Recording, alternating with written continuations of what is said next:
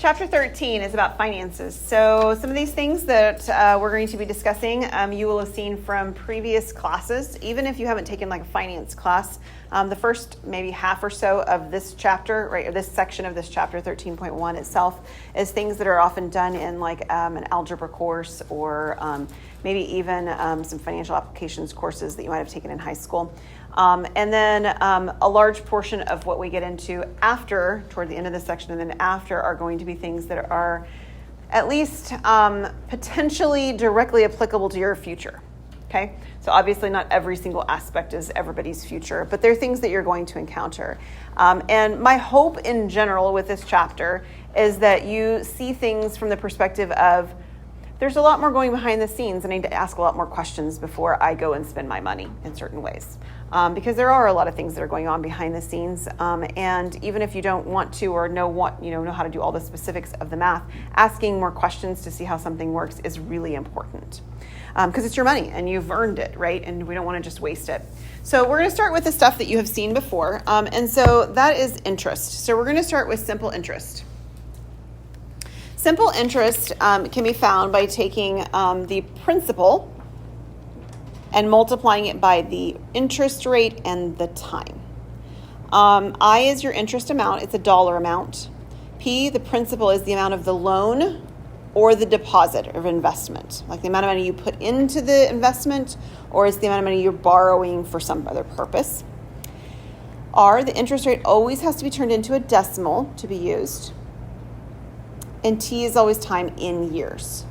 So even if it's given to you in months, you have to turn it into years. Or given to you in days, you have to turn it into years. Future value uses all those same letters above, but it compiles them into a form that allows you to find the amount that you need or will have at the end of that given time. So I is the additional amount, the interest amount, but A is the total amount.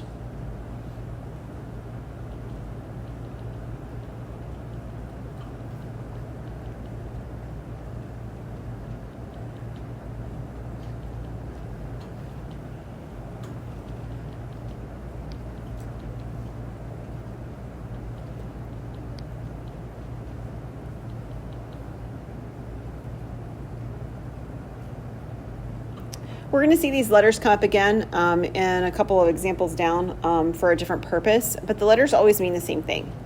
So T always stands for time, and the time is always measured in years. R always stands for the interest rate. The interest rate is always measured as decimal.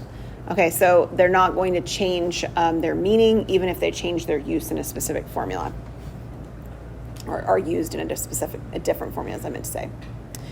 So here's our first example. We have Paul. And he's owed $530 by the IRS for overpaying last year's taxes. The IRS is going to repay an amount of 4% simple interest. And we're going to find the amount of interest from Part A that the IRS owes. And on Part B, we're going to find the total amount that the IRS owes. Okay? So the interest and the total amount. So it's going to be these two formulas that we've encountered over here, I equal PRT, and then the one at the bottom with the A in it. So we'll start with I equal PRT for his interest. So what is the principal in this problem?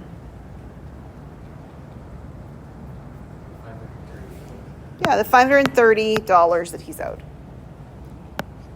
What's the rate? 4%, right? It is 4%. And so how are we going to turn that into a usable number? Like what number am I going to put in for R?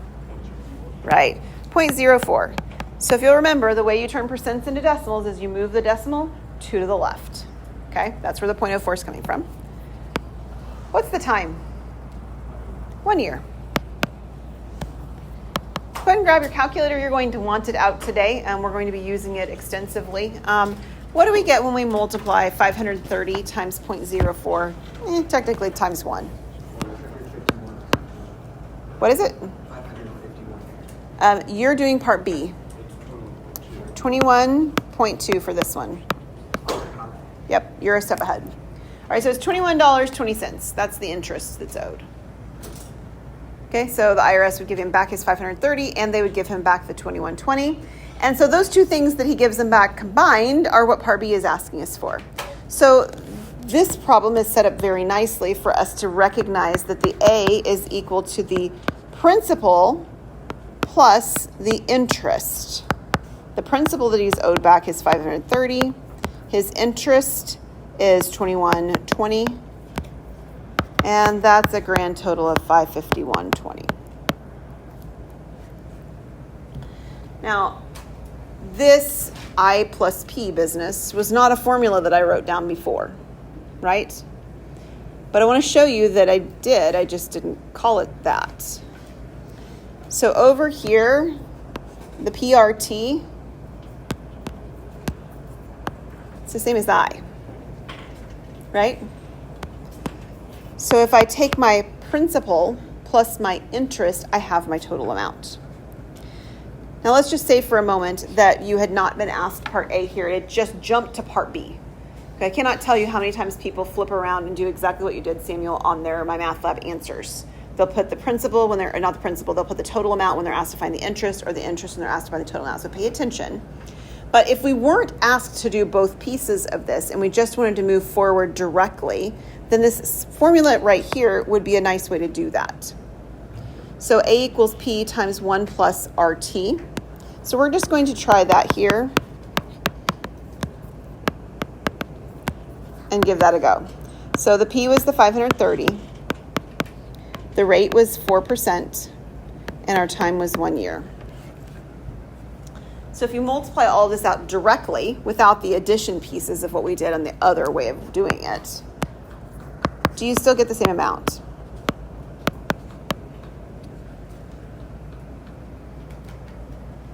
Did it work? Yes, good.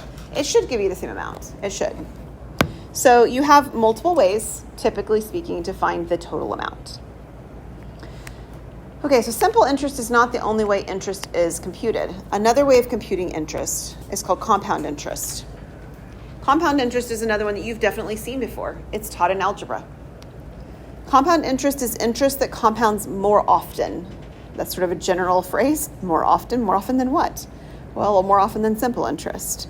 In particular, you'll see words like annually, semi-annually, monthly, etc. Another one that you could list here it is actually used as quarterly. Now, technically, it could be daily. It could be daily, right? Or weekly, right? How many weeks are in a year? So what does annually mean? Once a year. Annually means every year, once a year. What does semi-annually mean? Twice a year. Think semi-annual sales for stores. Twice a year. How many times would monthly be? That'd be 12 times a year. What would quarterly be? I definitely spelled that wrong, didn't I? Quarterly. Let's get the extra letters in there. How much? 4 times. 4 times a year is quarterly. What if it said weekly? 52. Right, so you're just taking what they're giving you and you're figuring out how many times that happens in a year. So when you're looking at this formula here, you don't really need to write down these first 4. You've already written them down. They didn't change. A, P, R, and T are exactly what they were in the interest formula we gave you before. But we have a new letter. We have the letter N. N is the number of compoundings per year. So N is 4 if it's quarterly, and N is 2 if it's semi-annually, and N is 12 if it's monthly. That's what the N is representing. How many times in a year you're going to see this thing compounded.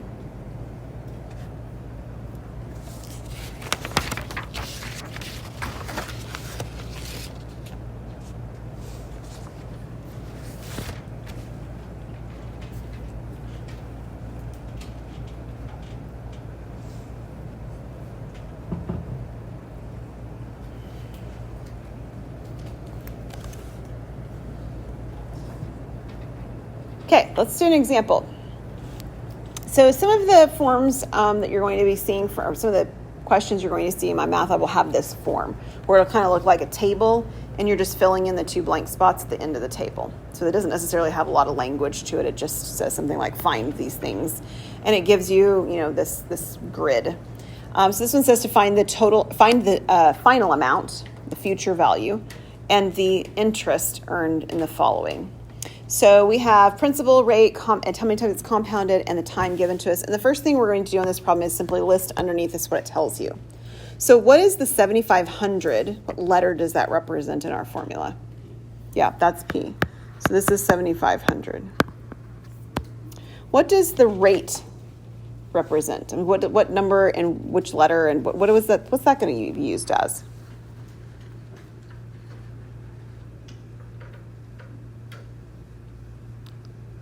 R. Thank you.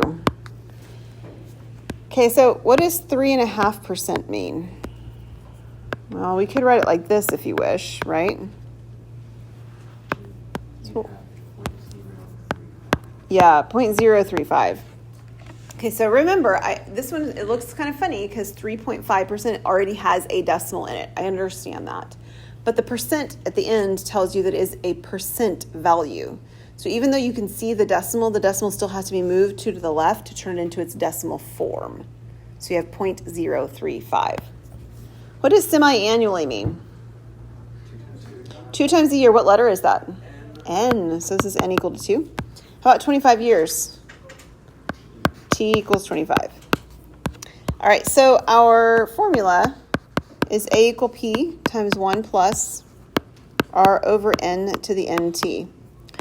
You might have noticed, if not, I'm going to make sure you do notice, we do not have a formula for I, not for compound interest. We had a formula over here for I for simple interest, right? For compound interest, you can't find it like that. Okay, so we'll get to that second, but let's do our amount first. So our P is the 7,500. That doesn't look like a 5 at all. Let's try that again. Our R is the 0.035. N is 4. N is still 4 up here. And then the time is 20. I'm sorry, not 4. It's 2. I don't know where I was looking. Our N is 2. And then our time is 25 years. Okay, I think I got them all in there. Goodness gracious. All right, grab a calculator. There is a small nuance that I want to mention. Your calculator may or may not do this to you, but I usually just don't want to let my calculator have an opportunity to mess things up. That's my default. So I want to do everything that I can that my calculator is not going to give me something that I didn't mean for it to give me. And the place where this can happen most easily is in the exponent. If your calculator interprets this wrong, what it will do is it will do everything and raise it to a power of 2, and then it will take that whole quantity and it will multiply it by 25. We don't want the calculator to do that. It will give us an answer that doesn't make sense. It will tell us that this $7,500 became something huge that's completely unreasonable, okay? So my default always, to make sure my calculator doesn't do that, because it's an exponent issue specifically, is to just multiply the exponents together before I start. So this one's easy enough to do. 2 times 25 is 50. So the default thing I start with first every single time is just multiply the exponents together, and then I can put things in the calculator. Your calculator is usually pretty decent about the parentheses, if it has parentheses and everything else. It's just that the exponents thing, it throws things off sometimes. And not always, but it does sometimes. So if you put all of this in with an exponent of 50, what do you get?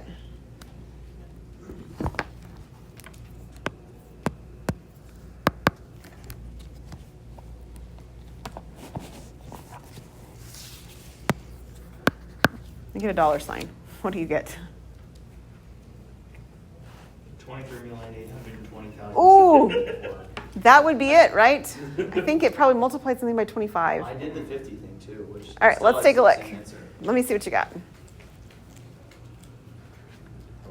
Did I put something in there? You're missing a 0. Make sure on your 35 right here that there's a 0. That is another common mistake. Right here, it should say 0.035. Man, that silly little decimal that gave you makes $23 sense. million. I hope the bank does that for I was you. looking at it, I was like, That'd be this nice. isn't right. I know it's not, but.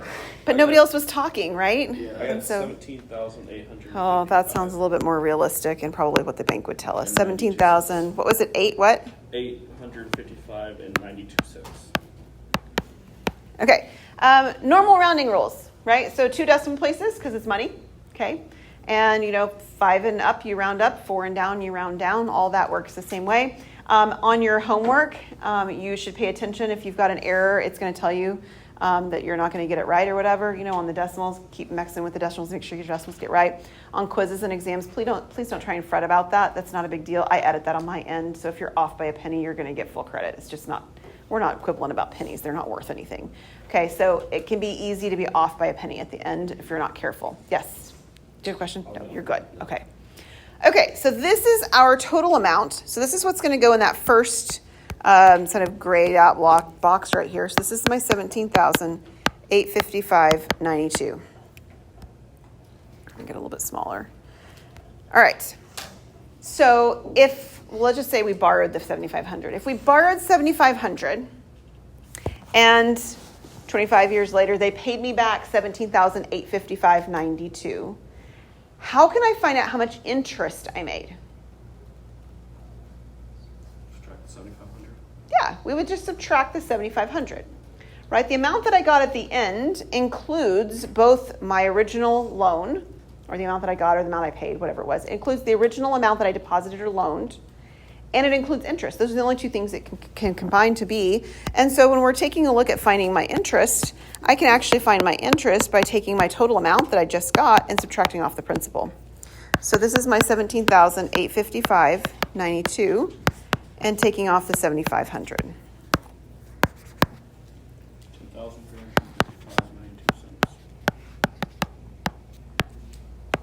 And we end up having an interest amount.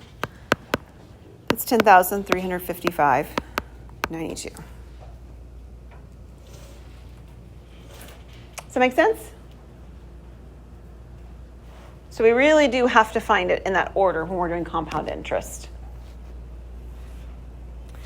All right, our next example is much the same in terms of giving us information, but it's asking for something slightly different. So it uses, first of all, some language we haven't defined yet. It's talking about present value and future value. Now, we actually saw the word future value earlier. We didn't really belabor the point very much. Where was it? Here. Future value. Future value is A. What's your question, Samuel? The carrots? Oh, the fractions. Yeah. They work differently in different calculators. Okay, so future value is A, the amount you're going to have later. So anytime you see future value, that's talking about A. So right here, when it says future value, we know that's A. Present value is the principal. It's P, okay? So when we talk about present value here, it's talking about P. Everybody good with that? All right. So on this problem, they are asking us to find the present value, not the future value. They give us the future value. In other words, this piece right here is not P, it's A. It's the amount that they're going to have in the future. So my A equals P times 1 plus R over N to the NT is still the formula I'm using, but I'm not filling the 9860N for P. I'm putting 9860N for A, and I'm looking for P. I'm asked to find the principal or the present value. What's my interest rate? What's the R value I'm going to put in? It's 8%, so it's 0.08. Yep. What's my N?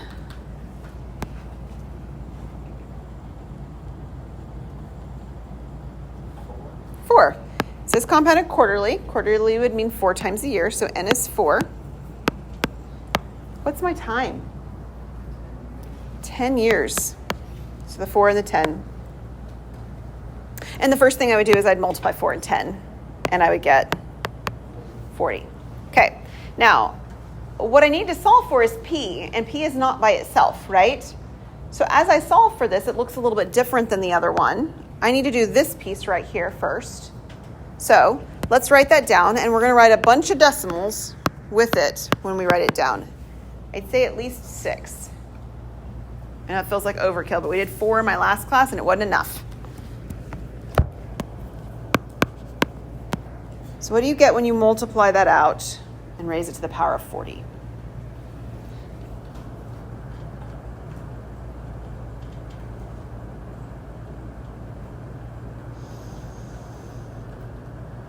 Somebody have it? It's 2 point what? I don't think we have 220. It should have a whole bunch of decimals. Did you raise it to a power of 40? I'm not sure. It's hard to see on some calculator screens and certainly on your phone sort of the history of what you've done. 2.20803 or 4. So 2.20804. Okay, and if I do 6 decimals, it'd be 40, right? Okay, so this is what I would get if I used 6 decimals. Autumn, did it fix itself? Yeah, oh, wonderful. That's good to know. Okay, so 2.208040, and we could add more decimals on there if we wanted to. So what am I going to do to solve for p then? Divide 9,860 by 2.20804. Yes, we're going to divide both sides by the 2.208040. And of course, they just cancel on the right, leaving me with p. What do we get on the left? 4,465.50. Is that okay? If you round too soon, right? This is what happened in my last class. I said, I think we could probably get by with 4. Let's do 4 decimals. And if you did 4 decimals, we actually ended up being a little bit off at the end with our dollar amount. Okay, so more is better, right? In this particular case, it's not less. More is better in terms of numbers of decimals. So we hang on to the decimals a long time in the middle of the problem, and then we round it to our 2 decimal places at the end. Okay? Couldn't you just go ahead and do the 9860 by the 1 plus 0.0804, do it by the whole thing? You could do all of it at once. Yes, you could put it all in your calculator at once or do it all at once. Yes. Okay, so everything we've done so far, and maybe not quite as much that very last example, but everything we've done so far is stuff you would have seen something like it in algebra. I'm not asking you to do it like as though you've done it frequently or recently, but do you agree? You've seen this before, right? So you may or may not have seen the next one before, at least not in how we're going to use it. Effective annual yield. Right? That sounds a little bit like something that's new. But have you heard of APY? So APY is usually advertised when people talk about loans, like car loans. They'll talk about APR and APY. So the effective annual yield is the annual interest rate you receive or pay when you take compounding into account. You'll notice in the formula, you can see part of the formula we had seen before. This piece right here is in our compound interest formula, right? It's the compounding piece. It doesn't have the p in front of it. It doesn't have the t associated with the exponent for n. We don't need those to find the APY. So we calculate this, subtract 1, and multiply by 100. So what is this actually allowing me to do? Well, it's allowing me to compare interest rates sort of fairly, right? So if I were offered one interest rate that was 5% compounded annually, you might say, well, that's more than 4.5% compounded weekly because you're just looking at the 4.5 and the 5. But the compounding also affects which one ends up being better for you. Right? In general, more compounding is better, but also in general, higher interest rate or maybe lower interest rate if it's a loan is better. So you have to take the compounding into effect, and that's what APY does, is it allows you to make a comparison by taking the compounding into effect. So let's do an example. So suppose a bank pays a nominal rate. So nominal rate is also known as APR. It's also just the R that we keep working with, okay? Those are all different language for the same thing. It's the rate in the problem. Annual percentage rate, APR, nominal rate are all the same. It's 2% on a savings deposit. Savings deposits generally run very low interest rates. We're going to find the effective annual yield or the APY, of the interest, if the interest rate is compounded. And for this problem, we're going to do monthly. So the APY is calculated as 1 plus R over N to the N minus 1, and then times 100. So the APR, or the Y equals formula here, it doesn't actually involve very many variables. There's only two things you need. You need the rate, and you need the number of compoundings.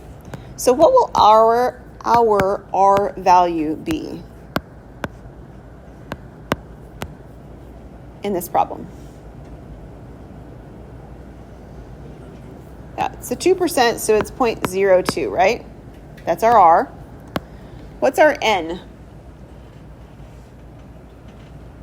What is it? It's 12, right? It's monthly, so it's 12.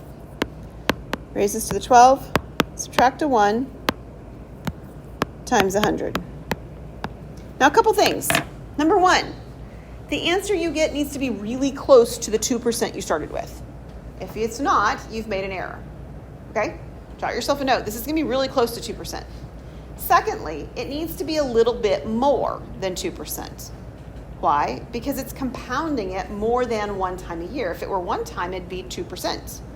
But we're doing it 12 times in the year, so it's going to be slightly more. So go ahead and multiply through. What will this give you for the APY? We'll use 3 decimal places. My math will tell you how many to use along the way. We're going to do 3 on this one. So just pay attention to its directions. I already know it should be 2 point something. I'll start with that. 2 point what?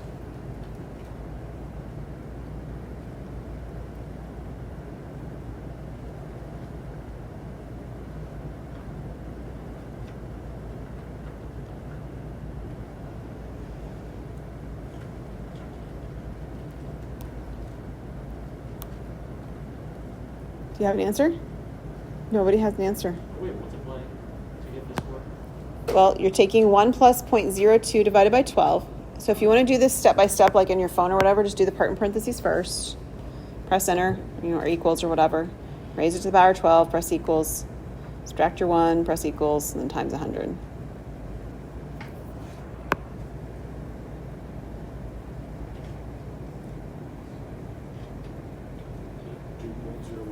It is.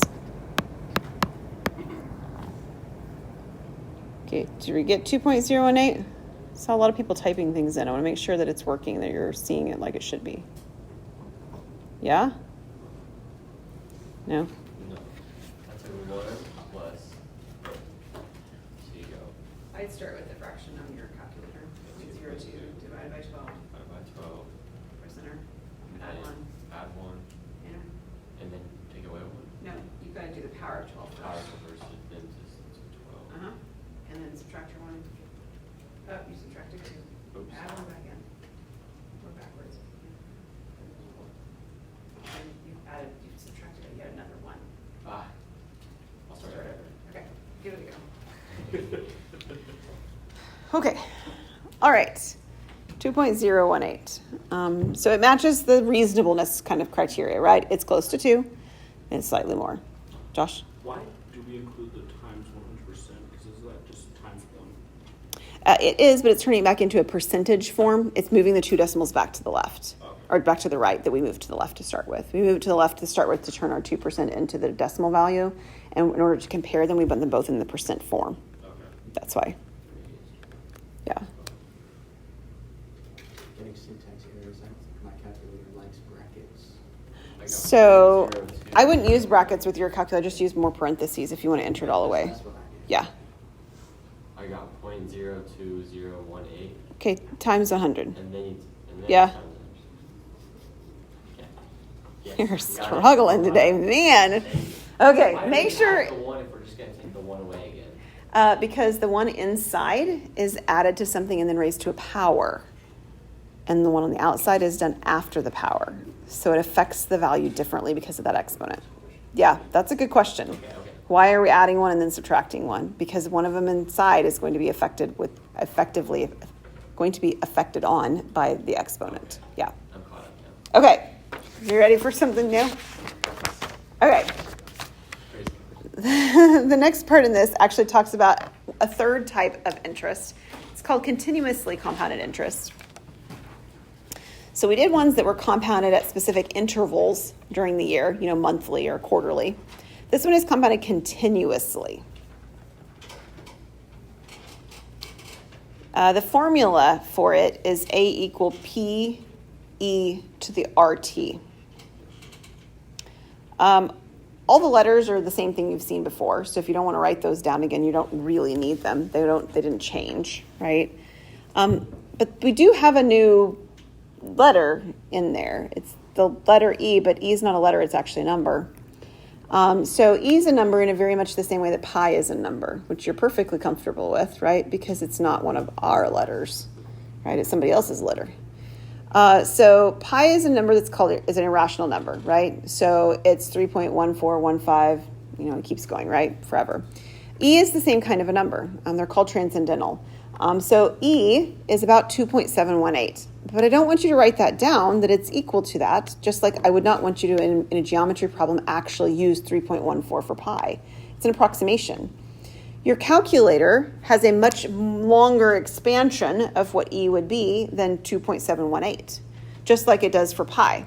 So I would like for you, if you do have a calculator with you today, if you have your phone, you can look, but you're not going to be able to use your phone on the test. But I need you to see if you can figure out where your E is. And if you can't find it, let me know so we can help you find your E, because you're going to need it on these problems. You're good?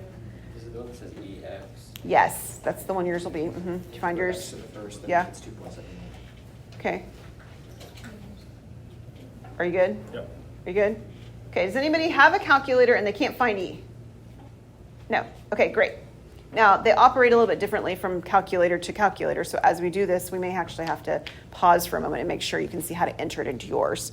But E is a number. The other thing that I want you to pay attention to is what's up here. It's R and T, that's the exponent for this, whereas over here we had, one more back, N and T. So don't confuse the two formulas and all of a sudden, there is no N in the other formula, but there's an R over here, and I don't want you to make that part of this exponent. So pay attention to the fact that those two pieces are a little bit different from those two formulas compared to one another. So what we're going to do is we're going to go back to problem number 2. That's the one where we had kind of like that partial table of values. It had $7,500 and so forth. And we're going to calculate this again, the A value, but we're going to do it for continuously compounded interest instead of compounded semi-annually, which is what that one was. So this is A equals E to the RT. So the P principal is still 7,500 from example 2. E is a number. We're going to rewrite it. The interest rate R was 3.5%, was 0.035. And the time in that problem was 25 years. Okay, so all those numbers came from example number 2. So once again, I would not put this in your calculator as is. I'd multiply the exponent together, although you may actually want to see it done on your calculator instead of in your head this time, since the numbers are not quite so friendly. What is 0.035 times 25? 0.875. Good, 0.875. Okay, so I would like so if you have a TI 8384 calculator, you can enter this just exactly as it is from left to right. If you have a scientific one, it might not work that way, so give it a go, but if it doesn't, if it gives you like a syntax error or something, let me know and we'll work through it together. So our goal is to enter this into the calculator. And we should get a number that's kind of close-ish to what we had before, which was 17,000 something. So we are expecting it to be around the same amount. So if you're getting like a number that's crazy bigger or crazy smaller, you've got a problem. I got 17,991. Okay, give me some decimals, 2 of them. 5647. 564, so that would be 56, right?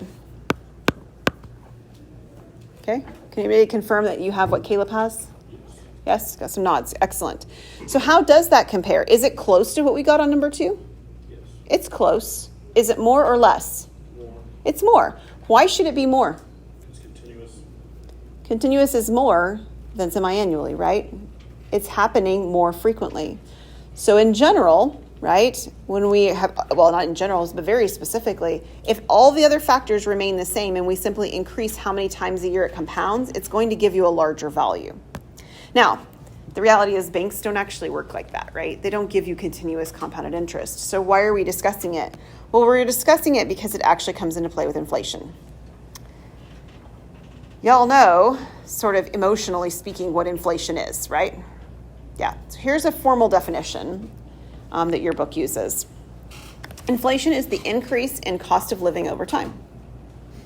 That is the purchasing power of your money over time.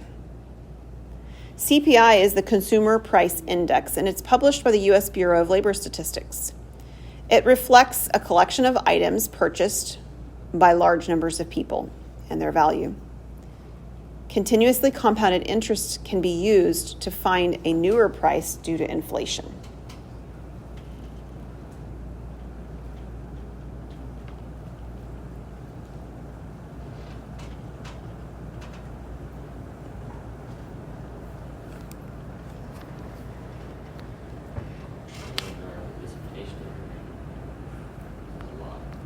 I have a lot of writing in this chapter. I do apologize for that. Okay, so what are some things that have gone up in your life recently due to inflation? Gas. Gas goes up for a number of reasons, though, and it's not always inflation. You can still have things being inflated and gas go down because gas has some weirdness to it. But it can go up from inflation. What else? Groceries. Groceries is a big one. What about just the price of eating out? Oh, yeah. So I have this distinct memory from high school. I went to high school a long time ago. And I know how much it cost me to eat when I was in high school because my mother would give me $10 at the beginning of the week. That's how much I got for the whole week. And I knew I could go out 3 times. 3 times. And the other 2 times I would have to either go home for lunch or take my lunch with me. 3 times I could go out to eat. $10 is what I have to give any one of my children to go out to eat for dinner tonight. They're going to a soccer match, and 2 of my children are involved, and I had to give each of them a $10 bill. That's inflation. Yeah. So lots of things go up. Anything else you can think of? Tuition. Yep. What else? Housing. Housing also gets affected by interest rates. So that's another one where it's like cars, where it is or like gas. It is affected by that, but it's not only affected by that. Groceries, I guess you could say that too on some things, right? So when there's a supply and demand issue, there's problems. Toilet paper 2020, anybody? Or if there is a really like a drought kind of year, your produce prices are going to go up as well. So they aren't only affected by inflation, but that is a large component. No, tuition is not just affected by inflation either. It's affected by a lot of other things too. So these are not sort of like direct impact kind of things, but they do affect things, right? One of the biggest reasons that inflation happens is when the government decides to print money or go into further debt, which our government's been really good at in the last a long time, to be perfectly honest, a very long time, right? They like to print money and they like to go into debt, spend more than they have. So, yeah. They're in debt because they're borrowing the money from other countries. It doesn't make any Yeah, sense to me. I know. I'm just like, it's inflation, but then everything else is inflated, so it's like everything ever Yeah. changing. It is. All right, we're going to do an example of a car. You ready? Okay, here's our car.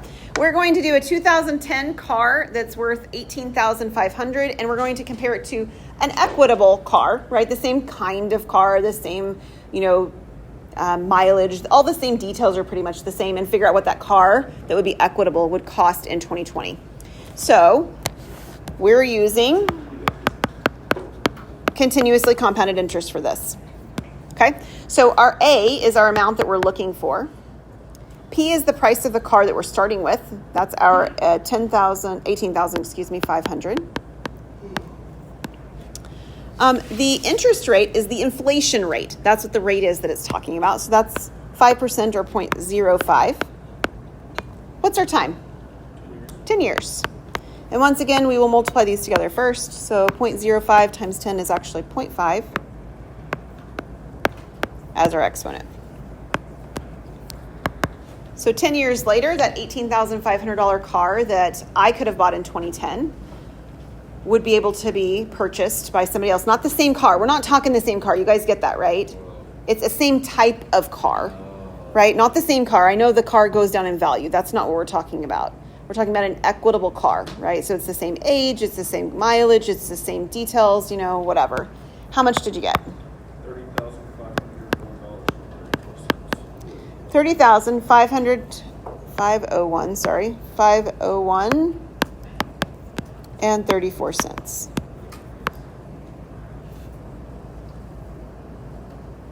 Yeah. 30,501.